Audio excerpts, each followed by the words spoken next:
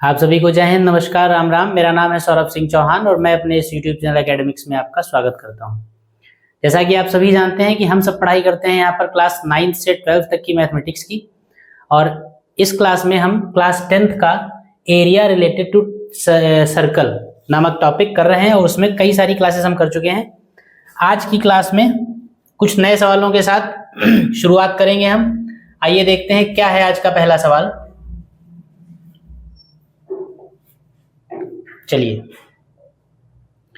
देखिए, आज की क्लास का जो पहला सवाल है वो आपके सामने स्क्रीन पर है। सवाल को पढ़िए, फिगर को देखिए, समझिए और फिर सॉल्व करने की कोशिश की जाए। देखिए, सवाल कहा गया है flower bed is ABCD if OA equal to 21 metre and OC equal to 14 metre, find the area of the bed. A flower bed, flower bed मतलब फूलों की क्यारी, यहाँ क्यारी के लिए बेड यूज किया गया है। तो एक फूलों की क्यारी है ABCD। देखिए फिगर में देखिए ABCD, ये जो मार्क्ड एरिया है ये फूलों की क्यारी है जिसमें डॉट डॉट बने हुए हैं, ये फूलों की क्यारी है। इस फूलों की क्यारी का जो भी शेप है उसके साथ जितना फिगर बना हुआ है उस फिगर में कुछ मेजरमेंट्स आपको दे रखे हैं। OA इक्वल टू यानी ये डिस्टेंस आपको 14 मीटर दे रखा है, और OC यानी OA पूरा 21 मीटर दे रखा है, और OC यानी ये 14 मीटर दे रखा है। आपको क्यारी का क्षेत्रफल यानी एरिया ऑफ फ्लावर बेड यानी इसका एरिया आपको निकालना है। ये एरिया आपको इतना निकालना है, ये जिसमें लाइनिंग खींची गई है ये एरिया आपको निकालना है। देखिए बड़ा ही आसान सवाल है। अगर आप ध्यान से देखें जो फिगर बना हुआ है उस फिगर के हिसाब से ये एंगल आपका जो है ये 90 डिग्री का एंगल है, ठीक। अगर ये 90 डिग्री का एंगल है तो ODCO, अगर ये इस तरफ जो छोटा वाला आपको क्वाड्रेंट दिख रहा है ये सर्कल का 1/4 होगा कि नहीं होगा, क्योंकि एंगल 90 डिग्री है। एक सर्कल, एक वृत्त जो होता है वो 360 डिग्री के एंगल पर रहता है। अगर 360 में से 90 डिग्री का हिस्सा निकाल लिया गया काट कर बाहर, तो यानी वो 1/4 हो जाएगा। 360 का 1/4 90 डिग्री कोण होगा। 90 डिग्री वाला पूरा सेगमेंट बाहर निकाल लिया गया, सेक्टर बाहर निकाल लिया गया, तो इसका मतलब ये 1/4 होगा। तो ODCO ये जो है एक वृत्त का 1/4 भाग है और उस वृत्त की त्रिज्या OC होगी यानी 14 मीटर होगी। इसी तरीके से बड़ा वाला हिस्सा अगर आप देखिए OBAO, ये पूरा एरिया आप देखिए, तो ये पूरा एरिया एक ऐसे वृत्त का चतुर्थांश है जिस वृत्त की त्रिज्या 21 मीटर है। बात क्लियर। अगर हम OBAO का एरिया निकालें यानी 21 मीटर त्रिज्या वाले वृत्त के चतुर्थांश का क्षेत्रफल, एक ऐसे क्वाड्रेंट का एरिया आपको निकालना है जो जिस सर्कल का है उस सर्कल का रेडियस 21 मीटर है, तो आप इसका एरिया निकाल सकते हैं बड़े वाले का। इसी तरीके से छोटे वाले क्वाड्रेंट का एरिया आप निकाल सकते हैं। पूरे एरिया में से छोटा वाला एरिया अगर आप माइनस कर दीजिए तो जो बचेगा वो क्यारी का क्षेत्रफल होगा। बात समझ में आ रही। अगर ये पूरा एरिया हम निकाल लें और ये छोटा वाला एरिया हम निकाल लें, पूरे में से छोटा वाला घटा दें तो आपका यही रिक्वायर्ड रीजन ये बचेगा आपका। बात समझ में आई। तो इस तरीके से हम क्या करें, OABO इसका एरिया निकालिए पहले, फिर नीचे वाले का एरिया निकालिए और बड़े में से छोटा वाला घटा दीजिए, आपको रिक्वायर्ड एरिया मिल जाएगा। तो आइए देखते हैं, इसको साफ कर दीजिए ऐसे।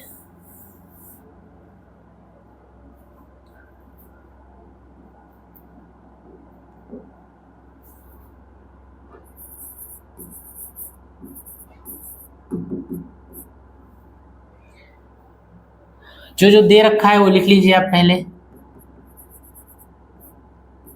Given OA equal to 21 metre,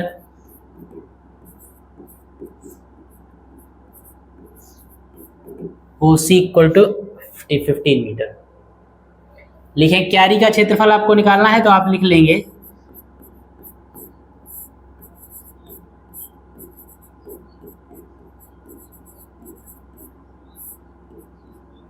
क्यारी का क्षेत्रफल बराबर क्या हो जाएगा, ये क्या है, त्रिज्यखंड ही तो है।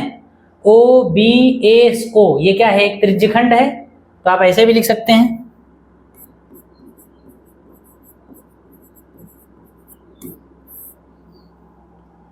त्रिज्यखंड ओ बी ए ओ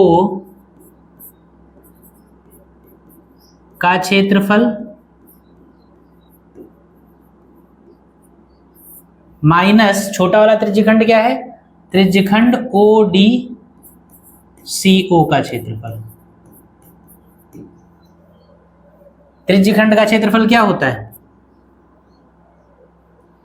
ये क्या हो जाएगा? आप ये त्रिज्यखंड देखिए, क्योंकि वृत्त का चौथाई भाग है, तो इसको आपको सीधे वृत्त का फॉर्मूला लगा सकते हैं। आप ऐसे लिख सकते हैं, पाई r1 स्क्वायर अपॉन 4। जैसे बड़े वाले की बात करें, बड़े वाले की रेडियस को अगर आप r1 कह दीजिए, इसको r1 कह दीजिए और इसको r2 कह दीजिए, तो बड़ा वाला जो सेगमेंट है, ये जिस वृत्त का हिस्सा है, उस वृत्त का क्षेत्रफल होगा पाई r1 square.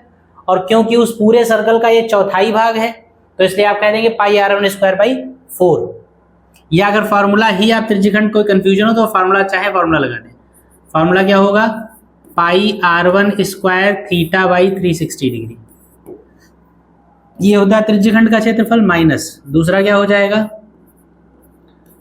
Pi r2 square theta by 360 degree. इसको आप कह दीजिए r1 और इसको आप कह दीजिए r2।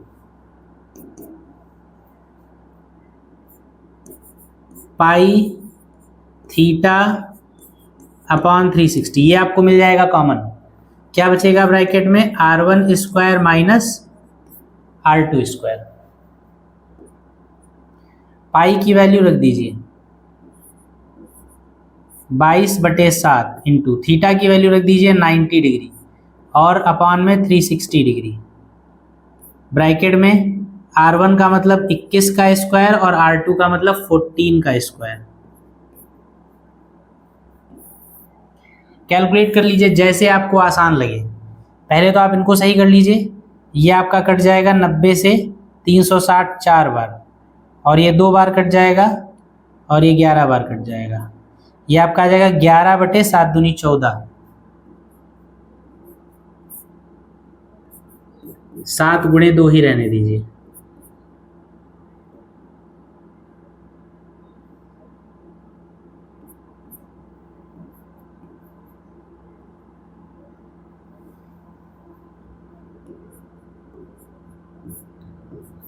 ग्यारह बटे 7 गुणे 2।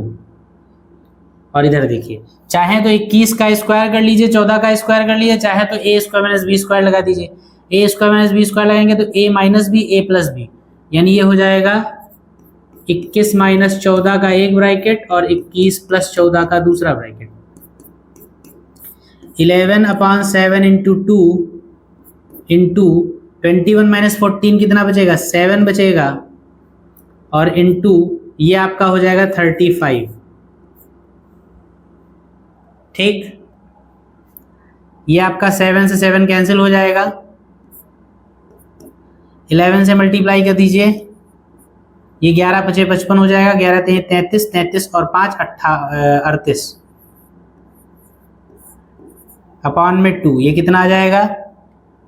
2 × 1 = 2, 2 × 9 = 18, 2 × 2 = 4, 2 × 5 = 10 मीटर स्क्वायर। यही आपका क्यारी का क्षेत्रफल आ जाएगा जो आपको निकालनी थी। आसान सा क्वेश्चन था, सीधे फॉर्मूले में वैल्यू रखनी थी, सिर्फ आपको यह समझना था कि किसमें से किसको माइनस करने पर हमको अपना हमारा रिक्वायर्ड एरिया मिल जाएगा।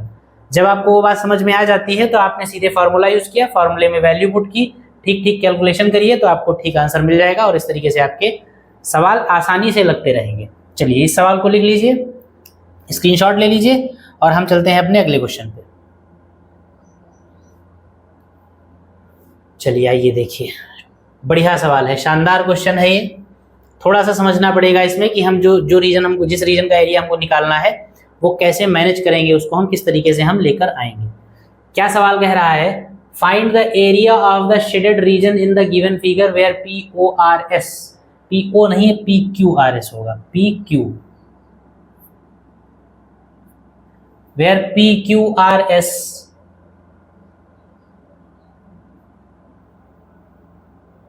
Where P Q R S is a square, ये चीज में मिसिंग है, देखिए where P Q R S is a square.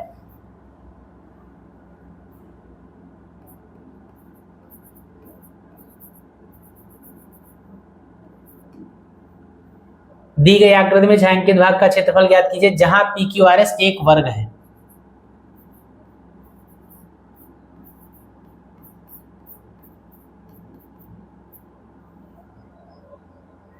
नहीं लिखा है आगे, P Q R S 10 centimetre भुजा का एक वर्ग है। Where P Q R S,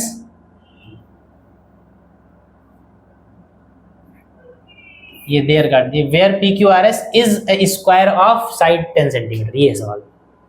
देखिए P Q R S, P Q R S ये एक स्क्वायर दे रखा है, एक वर्ग दे रखा है आपको, ठीक। वर्ग का मतलब स्क्वायर, स्क्वायर का मतलब जिसकी चारों साइड्स इक्वल हो, चारों भुजाएं बराबर हो, उसको आप स्क्वायर कहते हैं, उसको वर्ग कहते हैं। तो पी क्यू आर एस एक वर्ग यानी स्क्वायर दे रखा है, और उसके इसके अलावा और कोई जानकारी आपको नहीं दे रखी। पी क्यू आर एस एक स्क्वायर है, उसकी साइड 10 सेंटीमीटर 10 सेंटीमीटर है, तो आपको शेडेड पोर्शन जो है उसका एरिया निकालना है। शेडेड पोर्शन का मतलब क्या है, स्क्वायर के अंदर ये जो चार पत्तियां बनी हुई हैं, 1 2 3 4, इन चारों पत्तियों का एरिया आपको निकालना है, ठीक है। तो अब इन चारों पत्तियों का एरिया कैसे निकालें हम, इस बात को पहले आप समझिए, फिर सॉल्यूशन शुरू किया जाए।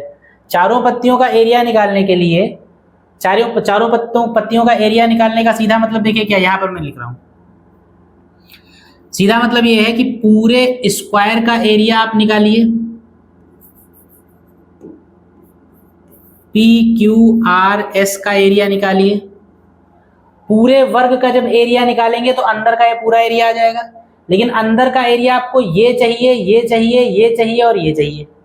ये चार चीजें चाहिए आपको, क्या नहीं चाहिए, ये व्हाइट वाला पोर्शन नहीं चाहिए, ये व्हाइट वाला पोर्शन नहीं चाहिए, ये नहीं चाहिए और ये नहीं चाहिए, ठीक है।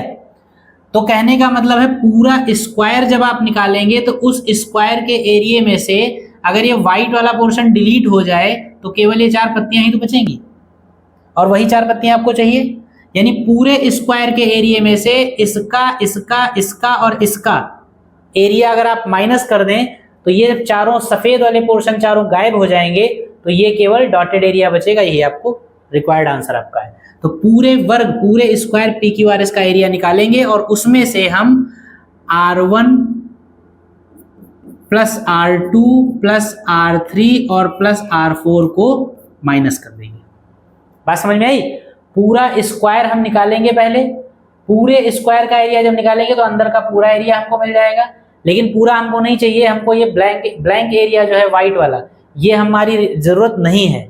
अगर R1 हटा दीजिए, इसमें से R2 डिलीट कर दीजिए, R3 डिलीट कर दीजिए, R4 डिलीट कर दीजिए, तब आपका रिक्वायर्ड एरिया बचेगा, जो कि ये शेडेड लीव्स होंगी, शेडेड पत्तियां, छायांकित भाग है।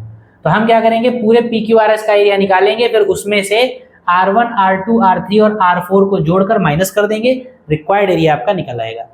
तो एरिया ऑफ PQRS निकालना तो आसान है, वर्ग का क्षेत्रफल है, निकाल सकते हैं आप। लेकिन R1, R2, R3 और R4 का एरिया कैसे निकालेंगे, ये जरा समझने वाली बात है। तो पहले आइए हम एरिया ऑफ PQRS निकालते हैं, बाद में आगे बात की जाए।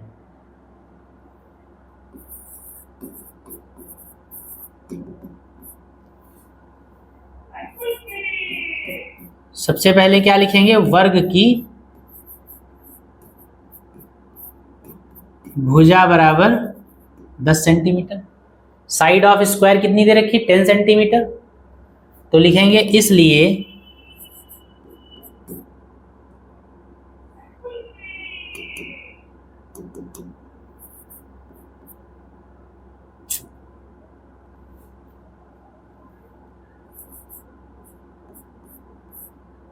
इसलिए वर्ग PQRS का क्षेत्रफल, फॉर्मूला होता है भुजा स्क्वायर यानी side square, 10 square that is 100 centimetre square, equation number 1। ये PQRS का क्षेत्रफल यानी स्क्वायर का एरिया आपको मिल गया। अब स्क्वायर के एरिया के बाद आपको किसी भी तरीके से R1 निकालना है, R2 निकालना है, R3 निकालना है, R4 निकालना है। ध्यान से समझिए किस तरीके से निकालेंगे।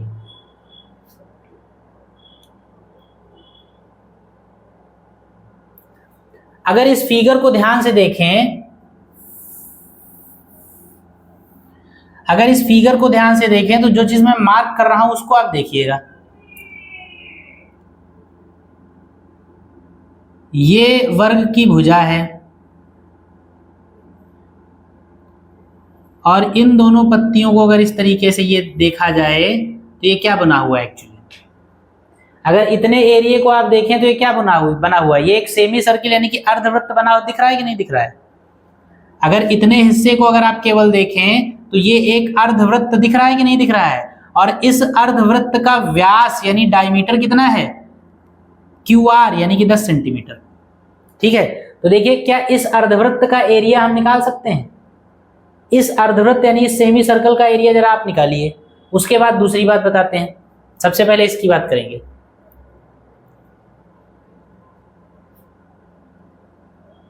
ये पॉइंट आपका O है, ये वाला पॉइंट जो है ये O है।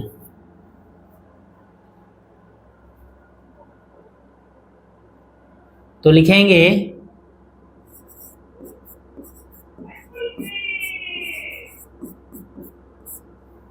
अर्धवृत्त, नाम देखिए QORQ,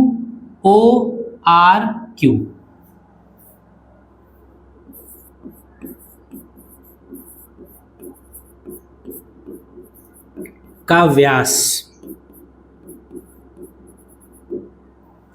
अगर इस अर्धवृत्त को देखा जाए QORQ, अगर इस अर्धवृत्त को देखा जाए, सेमी सर्कल को देखा जाए, तो इसका व्यास ये होगी कि नहीं होगी? QR, और QR क्या है? 10 सेंटीमीटर, 10 सेंटीमीटर होगा। इसलिए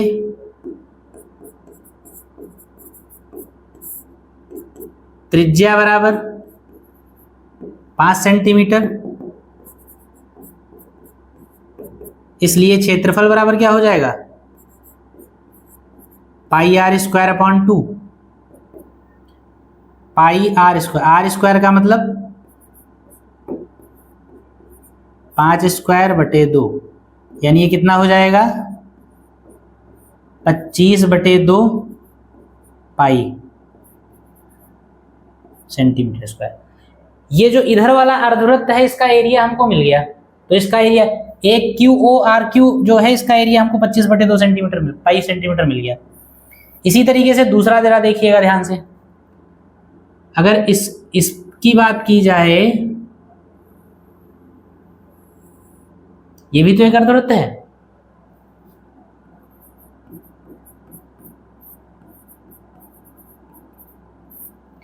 इसी प्रकार क्या नाम? POSP,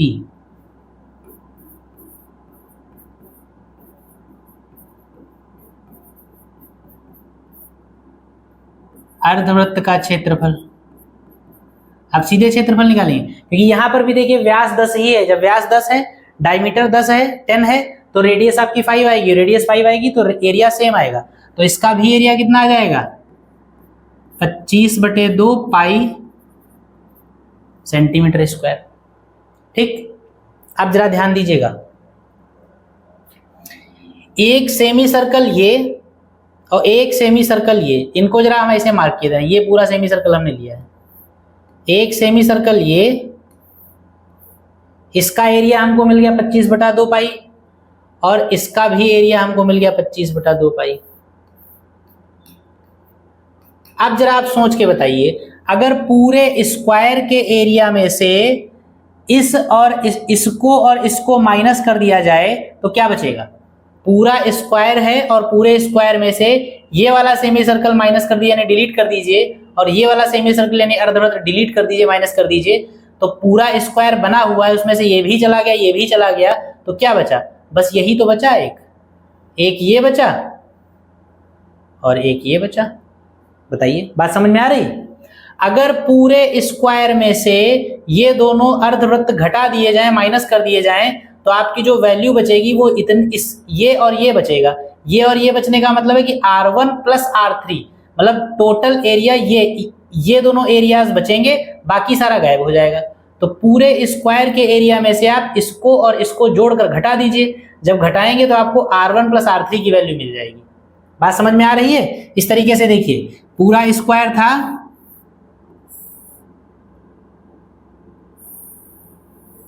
उसमें एक अर्धवृत्त ये है और एक अर्धवृत्त ये है। हमने क्या किया, पूरे स्क्वायर में से ये दोनों अर्धवृत्त डिलीट कर दिए। डिलीट कैसे किए, ये देखिए डिलीट कर दिए।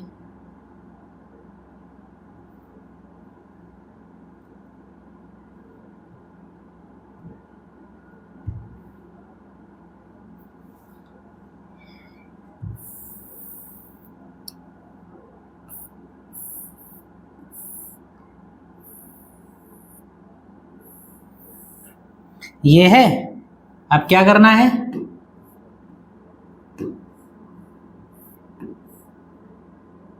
ये देखिए अर्धवृत्त जब जाएंगे, ये चला गया और ये चला गया, क्या बचा, ये तो बाहर चला गया, ये बाहर चला गया, स्क्वायर के अंदर क्या बचा, बस यही तो बचा आपका, ये बचा और ये बचा। बात समझ में आई? यहां तक उम्मीद है समझ में आया होगा आपको। अगर पूरे स्क्वायर के एरिया में से ये वाला और ये वाला मिला के माइनस कर दीजिए तो ये दो ब्लैंक एरियाज आपको मिल जाएंगे, यानी R1 प्लस R3 की वैल्यू आपको मिल जाएगी। ठीक, तो यही काम करेंगे हम, लिखेंगे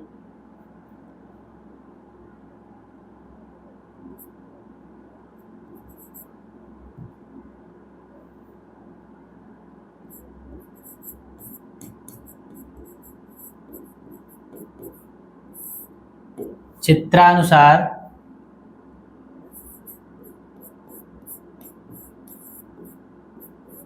वर्ग PQRS का क्षेत्रफल माइनस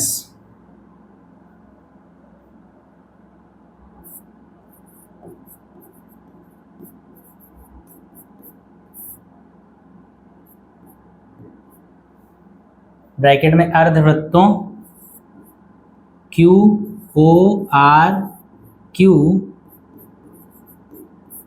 तथा POSP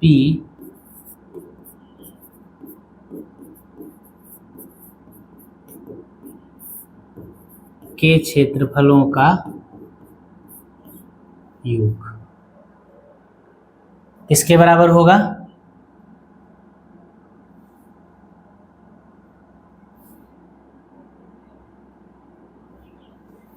यहीं पर लिखेंगे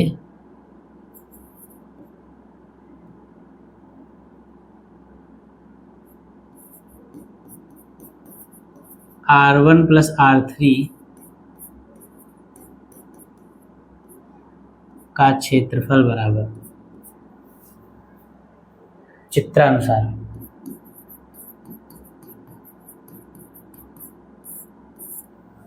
चित्रानुसार क्या हो जाएगा, पूरे PQRS में से अगर आप ये वाला अर्धवृत्त और ये वाला अर्धवृत्त माइनस कर दें, पूरे PQRS में से आप दोनों ही अर्धवृत्तों के क्षेत्रफलों का योग अगर माइनस कर दें तो ये दोनों रिक्वायर्ड एरियाज आपके, ये दोनों एरियाज आपके बचेंगे, R1 और R3 की वैल्यू आपको मिल जाएगी। तो इसका मतलब क्या लिखेंगे, R1 प्लस R3 बराबर PQRS का एरिया कितना है 100 और इनका कितना है जोड़ 25/2 प्लस 25/2 पाई, ये हो जाएगा 25 पाई सेंटीमीटर स्क्वायर, यानी 100 माइनस 25 पाई का मतलब ये है, सॉल्व कर लीजिए इसको, 25 गुणे 22/7, 22-25 का मल्टीप्लाई कर लीजिए तो ये हो जाएगा 2 पंचे 10 और 2 दूनी 4 1 5 और ये फिर यही 50 0 5 5 550, 25 दूना 50, 25 दूना 50 5 55, 550 और बटे 7, इसको भी यहीं पकड़ लीजिए, 550/7, 7 7 49 बचेगा 6, 7 8 56 बचेगा 4, 7 बचे 35, फिर बचेगा 4, फिर 7 बचे 35, बस ये। तो इसको आप कह सकते हैं 100 माइनस 78.55 सेंटीमीटर स्क्वायर। ठीक है,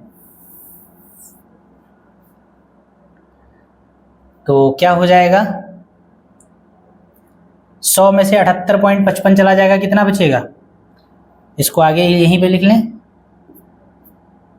10 में से 5 चला गया, 5 बचा। 9 में से 5 चला गया, 4 बचा। 9 में से 8 चला गया, 1 बचा। 9 में से 7 चला गया, 2 बचा। R1 प्लस R3 की वैल्यू आपको 21.45 मिल गई। R1 प्लस R3 की वैल्यू 21.45 मिल गई। ठीक, अब जरा देखिए, समझने वाली बात है, फिर से ध्यान दीजिएगा। इसको इधर का साफ करना है।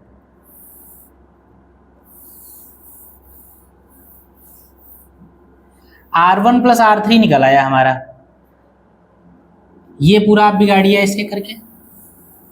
और देखिए आपको क्या मिल चुका, R1 प्लस R3 का मतलब ये वैल्यू आपको मिल चुकी है और ये वैल्यू आपको, मतलब इन दोनों का संयुक्त मान, मतलब ये दोनों प्लेन एरियाज आपको मिल चुके हैं। अब अगर ये दोनों प्लेन एरियाज भी आपको मिल जाएं तो बस क्या करना था, पूरे वर्ग में से ये चारों प्लेन एरियाज को माइनस करना था, तभी आपको इन पत्तियों का क्षेत्रफल मिलता। तो पूरे वर्ग में से चारों प्लेन एरियाज को माइनस करने के लिए, मतलब पूरे स्क्वायर में से R1, R2, R3, R4 को माइनस करने के लिए इनकी वैल्यू चाहिए। इनकी वैल्यू के नाम पर हमारे पास R1, R3 आ चुका है, R2, R4 और बचा है। R2, R4 भी आ जाए तो इन चारों को एक साथ मिलाकर और स्क्वायर में से माइनस कर दीजिए, तो बची हुई पत्तियों का क्षेत्रफल आपको मिल जाएगा जो आपको चाहिए। तो अब R2, R4 कैसे निकालेंगे, बिल्कुल उसी तरीके से जैसे R1, R3 निकाला है। अभी तक हमने इधर वाले अर्धवृत्त देखे थे, अब R2, R4 निकालने के लिए हम इधर वाले देखेंगे।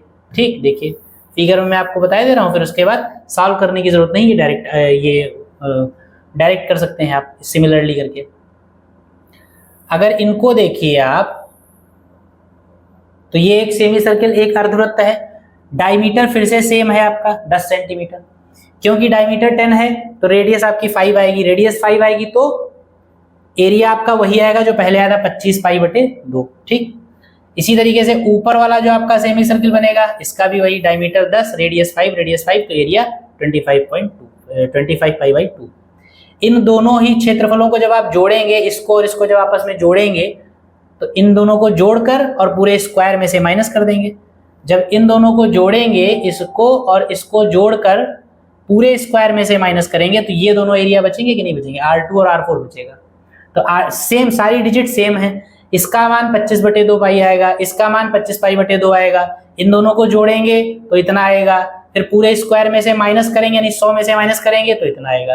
यानी जो R1 प्लस R3 की वैल्यू आपको मिली थी, वही आपको R2 प्लस R4 की वैल्यू भी मिलेगी। तो सारा काम वही है, इसलिए बात समझ में आ गई होगी ना। जैसे हमने इधर 2 अर्धवृत्त बनाकर ऐसे बनाए थे, पूरे स्क्वायर में से उसको माइनस किया था तो ये बचे हुए हिस्से आ गए थे, उसी तरीके से वही सारा काम अब हम दूसरी तरफ कर रहे हैं। इस बार हमने एक अर्धवृत्त ये ले लिया और दूसरा अर्धवृत्त सेमी सर्कल ये ले लिया। इन दोनों का एरिया निकालकर इनको जोड़कर, और जब पूरे स्क्वायर में से माइनस करोगे तो पूरा स्क्वायर ये रहा, उसमें से ये चला गया, ये चला गया, तो क्या बचा, R4 बचा और R2 बचा। उसी तरीके से R1 और R3 बचा था, और उतना ही बचेगा जितना R1 R3 बचा था, क्योंकि सारे डिजिट सेम हैं। तो आप लिख सकते हैं अब इसी प्रकार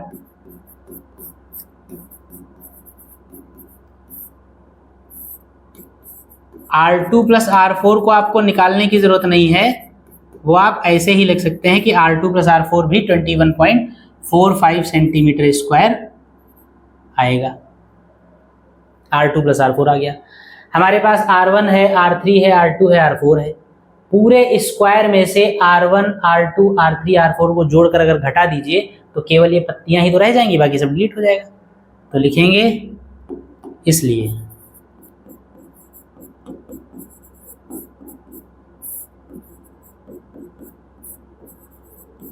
छायांकित भाग का क्षेत्रफल क्या होगा,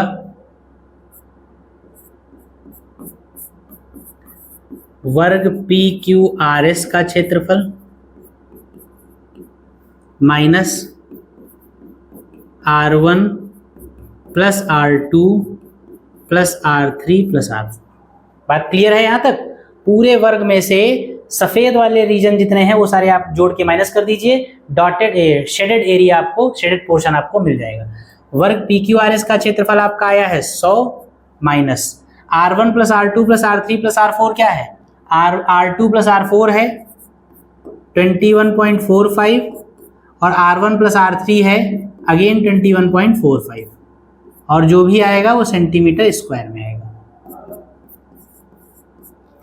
ऐड कर दीजिए तो 21 दूना 42 हो जाएगा और ये 45 दूना 90 हो जाएगा, यानी 42.90 सेंटीमीटर स्क्वायर। माइनस कर दीजिए तो ये आपका पॉइंट के बाद बचेगा 10 और यहाँ आपका हो जाएगा कितना 9 में से 2 चला गया 7 और यहाँ 9 में से 4 चला गया 5 सेंटीमीटर स्क्वायर। ये आपका हो गया आंसर। ठीक, ये जो आपका छायांकित भाग था, यानी कि ये जो 4 पत्तियां आपको दिख रही हैं, इन 4 पत्तियों का एरिया ये निकलेगा और इस प्रोसीजर से निकाला जाएगा। बहुत बेहतरीन क्वेश्चन है, शानदार सवाल है। अगर आप 1-2 बार प्रैक्टिस नहीं करेंगे तो आप इसको एग्जाम में लगा नहीं पाएंगे, इसलिए ऐसे क्वेश्चंस को आप ध्यान से समझिए, कई बार इनके सॉल्यूशंस करिए, उसके पहले कई बार इनके सॉल्यूशंस देखिए। ये जो क्लासेस चल रही हैं इस टाइम, ये जो एरिया आप पढ़ रहे हैं, इन क्लासेस को कई बार देखने की जरूरत है आपको। अगर कई बार आप देखेंगे तो चीज़ें बहुत आसान हो जाएंगी और आपको प्रैक्टिस करना फिर आसान रहेगा। तो चलिए नोट करिए इसको, स्क्रीनशॉट वगैरह जो भी आपको लेना ले लीजिए। हम चलते हैं अपने अगले क्वेश्चन पे। सारे क्वेश्चंस फिगर वाले ही हैं। दी गई आकृति में छायांकित भाग का क्षेत्रफल ज्ञात कीजिए यदि एक वर्ग PQRS की भुजा 14 सेंटीमीटर है तथा PMQ और SMR अर्धवृत्त हैं। कुछ बहुत विशेष बात नहीं, एक स्क्वायर दे रखा है, एक वर्ग दे रखा है। वर्ग की भुजा जो है वो 14 सेंटीमीटर दे रखी है। 2 सिरों पर अर्धवृत्त बने हैं अंदर की तरफ। शेडेड पोर्शन का एरिया आपको निकालना है, छायांकित भाग का क्षेत्रफल आपको निकालना है। कुछ विशेष है नहीं, छायांकित भाग आपका ये है। इसका एरिया निकालने के लिए पूरे स्क्वायर का एरिया हम निकालेंगे, इस वाले अर्धवृत्त का सेमी सर्कल का एरिया निकालेंगे, इस वाले अर्धवृत्त का यानी सेमी सर्कल का एरिया निकालेंगे। दोनों सेमी सर्कल्स के एरिया को जोड़ देंगे और पूरे स्क्वायर में से माइनस कर देंगे। जब पूरे वर्ग में से ये और ये माइनस हो जाएगा तो सिर्फ यही बचेगा छायांकित भाग, जो कि आपका रिक्वायर्ड आंसर होगा। चलिए शुरू करते हैं अपना सॉल्यूशन।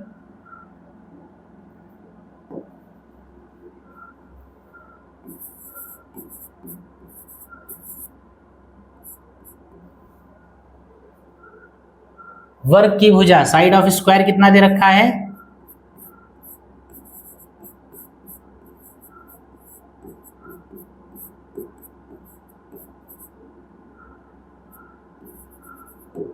14 सेंटीमीटर। इसलिए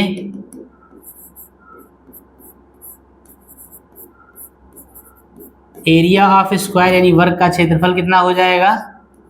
14 स्क्वायर सेंटीमीटर स्क्वायर,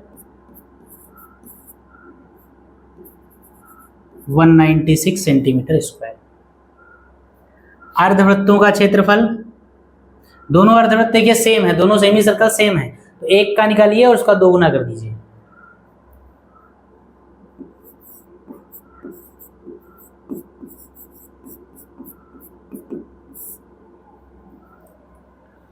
अर्धवृत्तों PMQ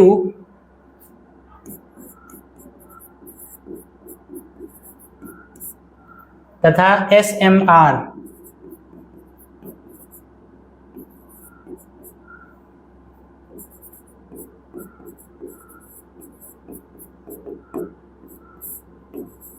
के क्षेत्रफलों का योग बराबर क्या होगा? Pi r square upon 2 plus pi r square upon 2।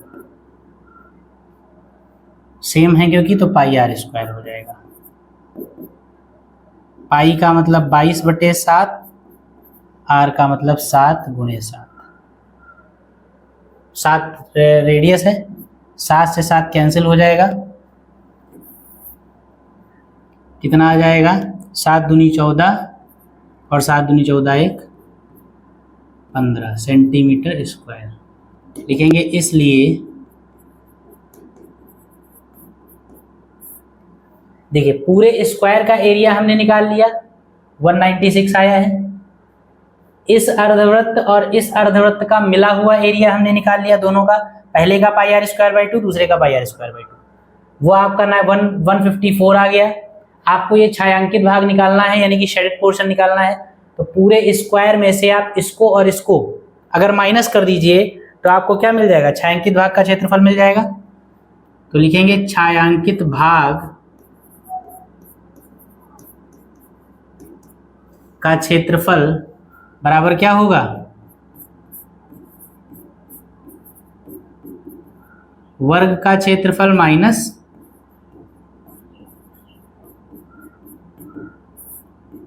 अर्धवृत्तों का क्षेत्रफल। स्क्वायर का है 196 और अर्धवृत्तों का है 154। 6 में से 4 चला गया 2,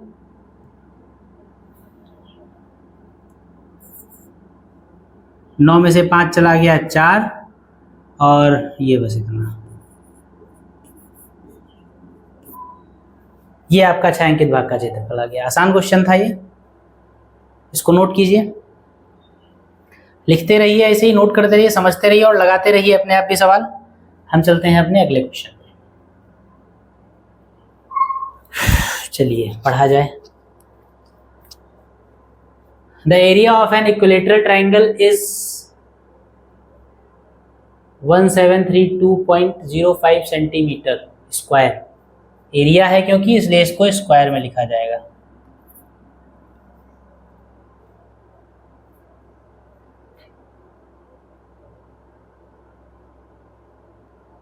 Circles have been drawn considering each vertex of the triangle as the center, ठीक, whose radii are half the length of the sides of the triangle, ठीक बात है ये भी। Find the area of that part of the triangle which is not enclosed by circle, ठीक। देखिए समझिए सवाल क्या कहा गया। सवाल में कहा गया है एक त्रिभुज, एक समबाहु त्रिभुज है एबीसी, मतलब एबीसी क्या उसका नाम जो भी आप रखेंगे, एक समबाहु त्रिभुज है। तो ये देखिए एक समबाहु त्रिभुज बना हुआ है। उसके बाद कहा गया इस समबाहु त्रिभुज का एरिया आपको दे रखा है, ये रहा। इस समबाहु त्रिभुज का एरिया आपको दे रखा है 1732.05 सेंटीमीटर स्क्वायर, 1732.05 सेंटीमीटर स्क्वायर। ये इस समबाहु त्रिभुज का क्षेत्रफल आपको दे रखा है। उसके बाद कहा गया है समबाहु त्रिभुज जो दिया गया है, जो इक्विलेटरल ट्रायंगल दिया गया है, उसके प्रत्येक वर्टेक्स को, यानी कि त्रिभुज के प्रत्येक शीर्ष को केंद्र मानकर एक एक वृत्त खींचा गया है। और वो वृत्त जो है, उस वृत्त की त्रिज्या यानी रेडियस ऑफ सर्कल जो है वो त्रिभुज की भुजा की आधी है। बात समझ में आई? त्रिभुज के शीर्ष को केंद्र माना गया, यानी ट्रायंगल के वर्टेक्स को सेंटर माना गया। उस सेंटर से त्रिभुज की भुजा की आधी लंबाई की त्रिज्या ली गई, यानी कि half of side of triangle जो है वो रेडियस ली गई और एक सर्कल खींच दिया गया। ऐसे एक एक करके तीनों वर्टेक्सेस पर 3 सर्कल खींचे गए हैं। तो अगर PQR कोई ट्रायंगल है तो P को सेंटर माना गया और P को सेंटर मानकर एक सर्कल खींचा गया, जिस सर्कल की जो रेडियस है ये इस त्रिभुज की भुजा की आधी है। ठीक है, कितनी है? आधी है। अगर त्रिभुज की भुजा A है तो इस वृत्त की त्रिज्या जो है वो A/2 हो जाएगी। इसी तरीके से इसको सेंटर माना, दूसरे वाले वर्टेक्स को सेंटर माना गया और उतनी ही त्रिज्या का एक वृत्त खींचा गया। तीसरे वाले वर्टेक्स को सेंटर माना गया और उतनी ही त्रिज्या का एक वृत्त खींचा गया। तो आपको त्रिभुज के उस हिस्से का क्षेत्रफल निकालना है जो हिस्सा वृत्तों के अंदर नहीं आता है। ट्रायंगल के उस पोर्शन का एरिया निकालिए जो पोर्शन सर्कल से बाहर है, सर्कल के अंदर नहीं है। तो फिगर अगर आप देखेंगे तो ये सर्कल बना हुआ है, ये सर्कल बना हुआ है, ये सर्कल बना हुआ है। ट्रायंगल का ये वाला पोर्शन वृत्त के अंदर है, सर्कल के अंदर है। ट्रायंगल का ये वाला पोर्शन वृत्त के अंदर है और ट्रायंगल का ये वाला पोर्शन भी वृत्त के अंदर है। केवल वृत्त के अंदर अगर कोई पोर्शन नहीं है तो वो कौन सा है? ये वाला।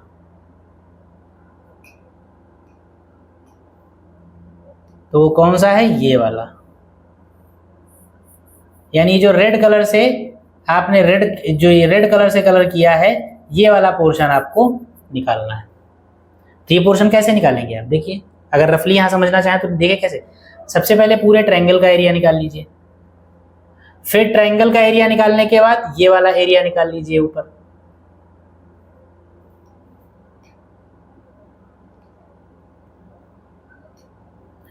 ट्रायंगल का एरिया निकालिए, फिर ये वाला एरिया निकाल लीजिए, फिर ये वाला एरिया निकाल लीजिए, फिर ये वाला एरिया निकाल लीजिए। इन तीनों को जोड़कर त्रिभुज में से, पूरे त्रिभुज में से माइनस कर दीजिए तो बीच का ये टप्पा रह जाएगा। बस यही आपको चाहिए। बात समझ में आई? पूरे त्रिभुज का क्षेत्रफल पहले निकालिए। पहले क्या करें, पहले पूरे ट्रायंगल का एरिया निकालें, फिर इस वाले त्रिज्यखंड का एरिया निकालें, फिर इस वाले त्रिज्यखंड का एरिया निकालें, और फिर इस वाले त्रिज्यखंड का एरिया निकालें। और जब तीनों त्रिज्यखंड निकल आएंगे तो इन तीनों को ऐड कर दीजिए, और इन तीनों को ऐड करके पूरे ट्रायंगल में से घटा दीजिए। तो जब पूरे ट्रायंगल में से तीनों को घटाओगे तो पूरे ट्रायंगल में से ये वाला डिलीट करोगे पहले, फिर ये वाला डिलीट करोगे, फिर ये वाला डिलीट करोगे, तो क्या बचेगा? यही तो बचेगा बीच का। बात समझ में आई? तो पहले हम ट्रायंगल का एरिया निकालेंगे, फिर त्रिज्यखंडों का एरिया निकालेंगे। लेकिन ट्रायंगल का एरिया तो हमको दे ही रखा है, तो हमको केवल त्रिज्यखंडों का एरिया निकालना है। ठीक है, केवल इसका, इसका और इसका एरिया निकालना है बस, और कुछ नहीं करना है। आइए समझते हैं, शुरू करते हैं सॉल्यूशन।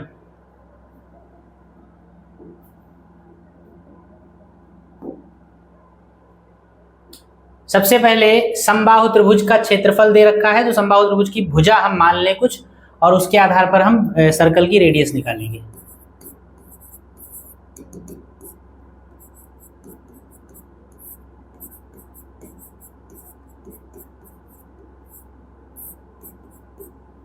माना समबाहु त्रिभुज यानी इक्विलैटरल ट्रायंगल की भुजा यानी कि साइड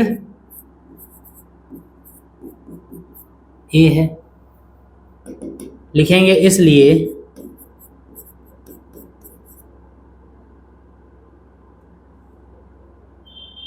गिवन क्या दिया है, त्रिभुज का क्षेत्रफल दे रखा है आपको।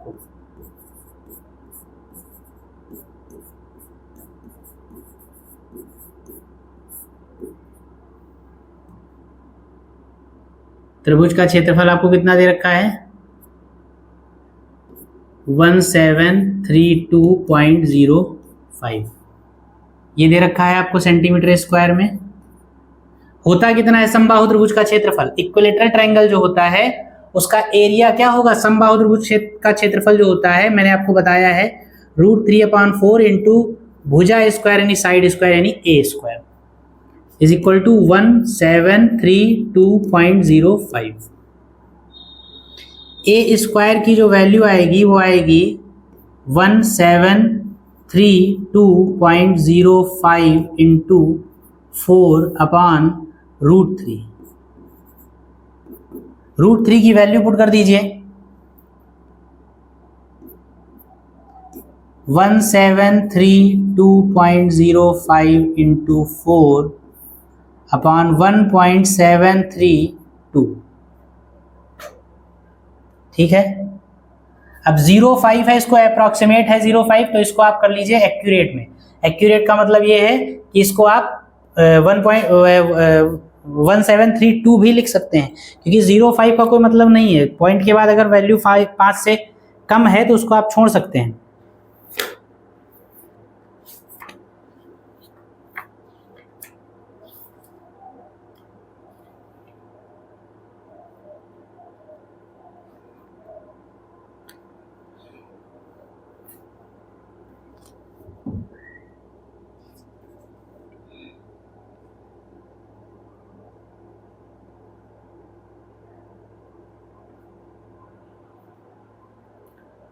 चलिए आइए देखते हैं, या फिर एक काम करिए आप, क्योंकि यहाँ पे वैल्यू क्योंकि दे रखी 0.05 तो छोड़ना ठीक नहीं है, क्या पता कुछ आंसर में डिफरेंस आ जाए।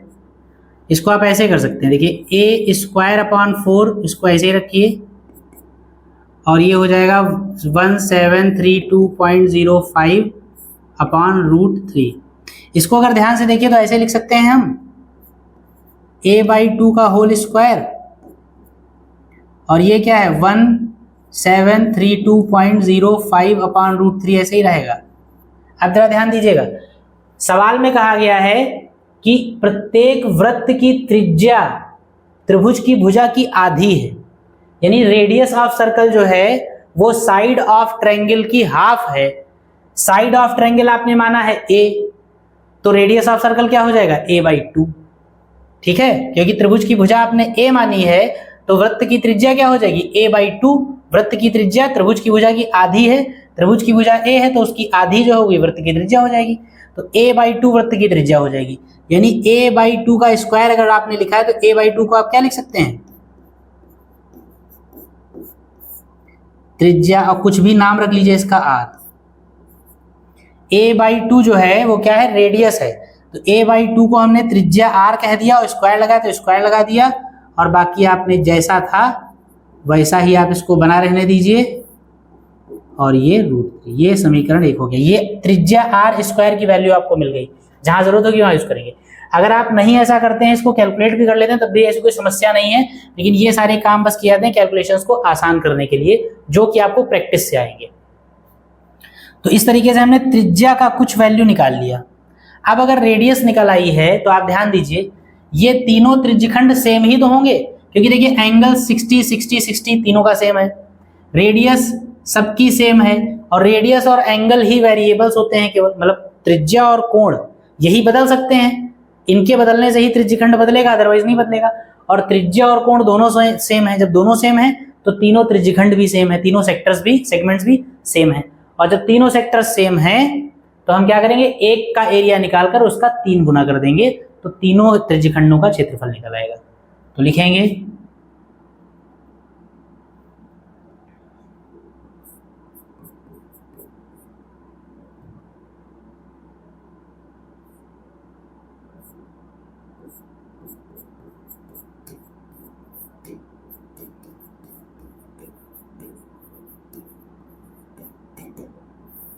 तीनों त्रिज्यखंडों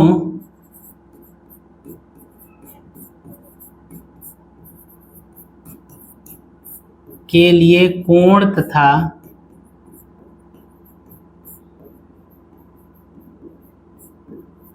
समान है, इसलिए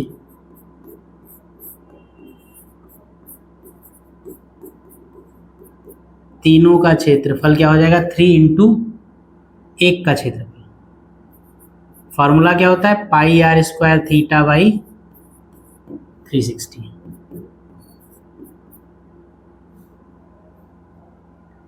पाई r square theta by 360। Pi cancel कर दो जो कैंसिल हो रहा हो,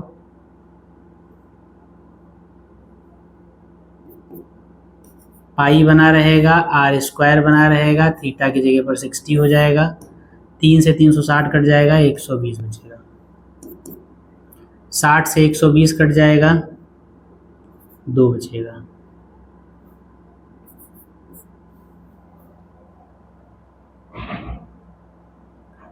पाई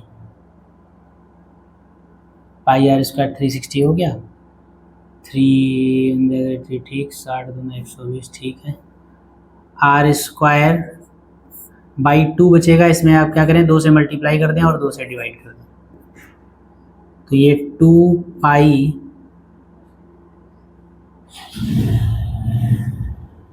इंटू, इसको आप क्या लिखेंगे, r/2 का होल स्क्वायर। ठीक है, तो यानी ये हो जाएगा 2 पाई की वैल्यू रख दीजिए आप 3.14 इंटू r/2 का होल स्क्वायर, नहीं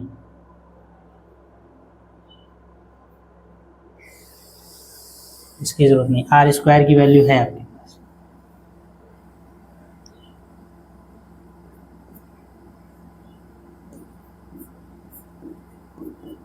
r स्क्वायर यानी त्रिज्या का स्क्वायर, r स्क्वायर की वैल्यू ये है आपके पास 1732.05 अपॉन √3।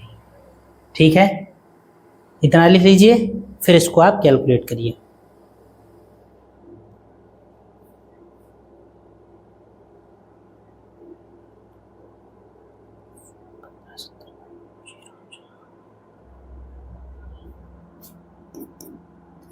यहाँ वैल्यू रख देंगे आप।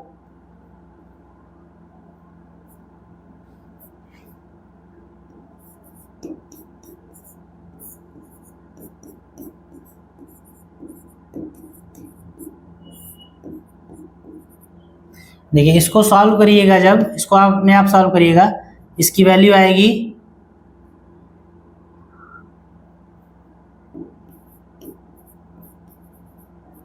ये, इसकी वैल्यू आएगी 1570.04, ये इसकी वैल्यू आ जाएगी। और ये जब वैल्यू आ जाएगी तो आपको ट्रायंगल का एरिया, पूरे ट्रायंगल का एरिया आपको 1732.05 दे रखा है। इन तीनों का मिलाकर एरिया जो आया वो इतना आ गया। अगर पूरे ट्रायंगल में से इन तीनों का एरिया माइनस कर दें तो आपको ये बीच वाला रिक्वायर्ड एरिया मिल जाएगा। ठीक, तो पूरे ट्रायंगल के एरिया में से इसको हम माइनस करेंगे तो हमारा रिक्वायर्ड आंसर आ जाएगा। तो आइए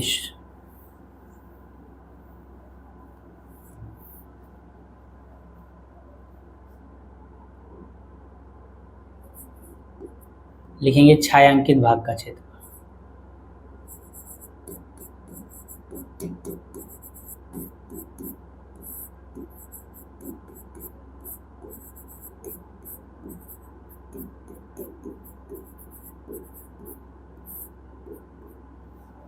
छायांकित भाग का क्षेत्रफल क्या हो जाएगा?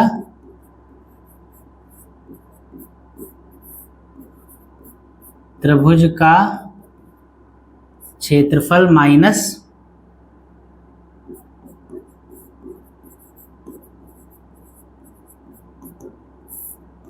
त्रिज्य खंडों का क्षेत्रफल।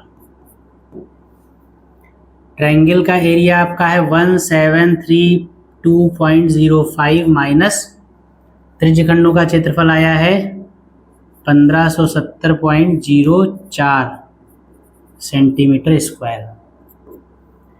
क्या आ जाएगा? पॉइंट के बाद 0 1 बचेगा, 2 में से 0 चला गया 2 बचा, 13 में से 7 चला गया 6 बचा, 7 में से 5 चला गया, 6 में से 5 चला गया 1 बचा, और बस ये आपका हो गया आंसर। ठीक है, इसको लिख लीजिए। और ये भी एक बढ़िया सवाल था जो कि खत्म हुआ। तो चलिए इस सवाल को लिख लीजिए। आज की क्लास में पर्याप्त क्वेश्चन सवाल मतलब भर के सवाल हो चुके हैं, तो आज की क्लास को इन्हीं सवालों के साथ रोका जाता है। और अभी बहुत सारे सवाल बाकी हैं, कई सारी क्लासेस अभी आपको और करनी है ताकि आपका कुछ बचने ना पाए एग्जाम में। मैं अपनी तरफ से ऐसा कुछ भी नहीं छोड़ूंगा जिससे आपका एग्ज़ाम मतलब आपको एग्ज़ाम में कोई समस्या, किसी भी तरीके की दिक्कत का सामना करना पड़े। तो आपको यहाँ पर्याप्त क्वेश्चंस लगवाए जाएंगे, अच्छे बेहतरीन मतलब फार्मूला बेस्ड भी होंगे और कॉन्सेप्चुअल गहरी कॉन्सेप्ट्स वाले क्वेश्चंस भी होंगे, जो कि मतलब अगर कठिन पेपर भी सेट किया जाता है तो आपको पेपर में कोई दिक्कत आने वाली नहीं है, अगर इन सवालों के साथ आप बने रहते हैं, इन क्लासेस के साथ अगर आप बने रहते हैं। तो चलिए ठीक है, आप सवाल लगाते रहिए और अपनी बुक्स के सवाल लगाते रहिए, और यहाँ पर जो भी क्वेश्चंस बचे हुए हैं वो और अगली क्लास में लगाए जाएंगे। आज की क्लास को यहीं पर रोकते हैं, फिर हम मिलेंगे अगली क्लास में। तब तक के लिए आप सभी को जय हिंद, बाय बाय।